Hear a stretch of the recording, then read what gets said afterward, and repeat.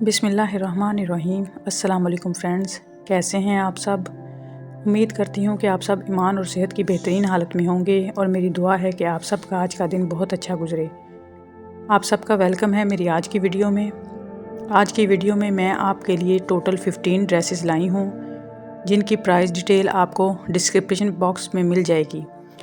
جیسا کہ پچھلی ویڈیو میں نے ساتھ میں سٹوری شیئر کرنے کی بات کی تھی، تو میری آج کی کہانی کا عنوان ہے بے نام محبت۔ اس کہانی میں لیے جانے والے تمام نام فرضی ہیں، اور اسے صرف انٹرٹینمنٹ پرپز کے طور پر شیئر کیا جا رہا ہے۔ یہ سب بتانا ضروری تھا تاکہ کسی بھی نام کے ساتھ ریزمبلنگ ہو جانے سے کسی بھی دیکھنے والے کی دل آزاری نہ ہو۔ آئیے چلتے ہیں اب کہانی کی طرف۔ میں نے کنول کو پہلی بار اپنی کزن کی شادی میں دیکھا تھا۔ وہ آزاد کشمیر کی رہنے والی تھی اور میری کزن کی یونی فیلو بھی تھی۔ مجھے وہ بہت اچھی لگی۔ کہہ سکتے ہیں کہ پہلی نظر میں ہی مجھے اس سے محبت ہو گئی تھی۔ میں نے موقع دیکھتے ہی اسے پرپوز کر دیا، لیکن اس نے مجھے کہا کہ وہ شادی سے پہلے کی محبت پر یقین نہیں رکھتی، اور ساتھ ہی وہ مجھے کہنے لگی کہ اگر تو میں آپ کو پسند ہوں تو میرے گھر رشتہ بھیج دیں۔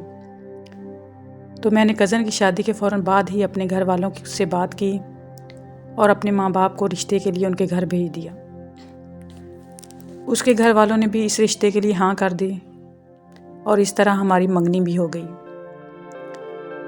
لیکن ہماری شادی 2 سال بعد ہونی تھی، کیونکہ کنول کی پڑھائی ابھی مکمل نہیں ہوئی تھی۔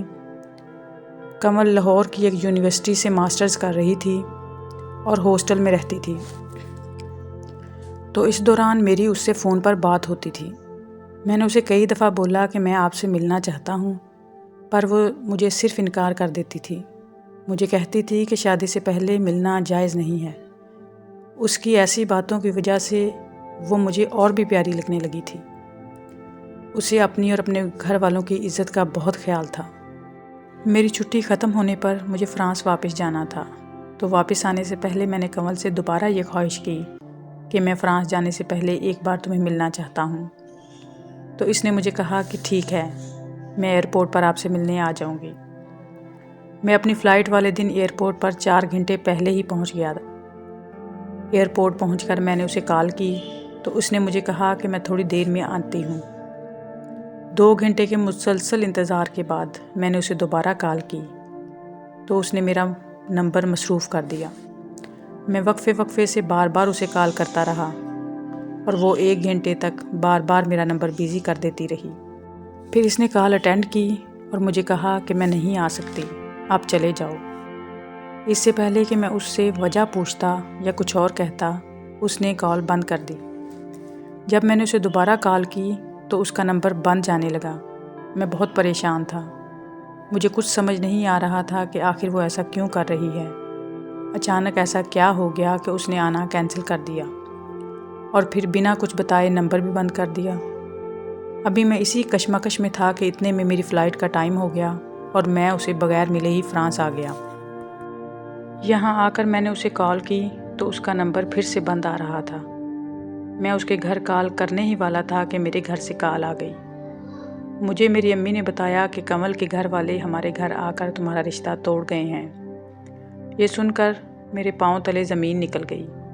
امی نے مزید مجھے بتایا کہ کنول کے گھر والے کہہ رہے تھے کہ یہ رشتہ ہماری بیٹی کو منظور نہیں، اسی لیے ہم یہ رشتہ یہیں ختم کرتے ہیں۔ میں نے امی کی کال بند کی اور کنول کے گھر کال کی تو ان کا نمبر بھی بند جا رہا تھا۔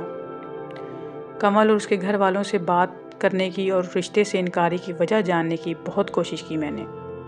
میری لاکھ کوشش کے باوجود بھی میرا رابطہ کنول اور اس کی فیملی سے نہیں ہوا۔ تو میں نے پاکستان واپس آنے کا فیصلہ کیا۔ میں پھر سے ایمرجنسی چھٹی لے کر پاکستان واپس آ گیا۔ وہاں پہنچتے ہی میں کنول کے گھر آزاد کشمیر چلا گیا۔ وہاں جا کر مجھے کنول کے گھر والوں نے بتایا کہ کنول لاہور سے واپس گھر آئی تھی۔ تب اس نے کہا کہ اسے تم سے شادی نہیں کرنی۔ ہم نے اسے وجہ بھی پوچھی، مگر اس نے کہا کہ میں زہر کھا کر مر جاؤں گی، لیکن وہاں شادی نہیں کروں گی، اس لیے ہم نے آپ لوگوں کے ساتھ رشتہ توڑ دیا۔ اوکے فرینڈز، آج کے لیے اتنا ہی۔ باقی سٹوری انشاءاللہ اگلی ویڈیو میں شیئر کروں گی جلد ہی۔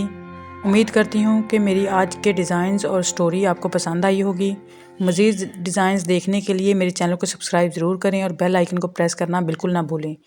جانے سے پہلے اپنا اور اپنے پیاروں کا خاص خیال رکھیں۔ مجھے اپنی دعاؤں کا حصہ ضرور بنائیے گا۔ خوش رہیں، آباد رہیں۔ اللہ حافظ۔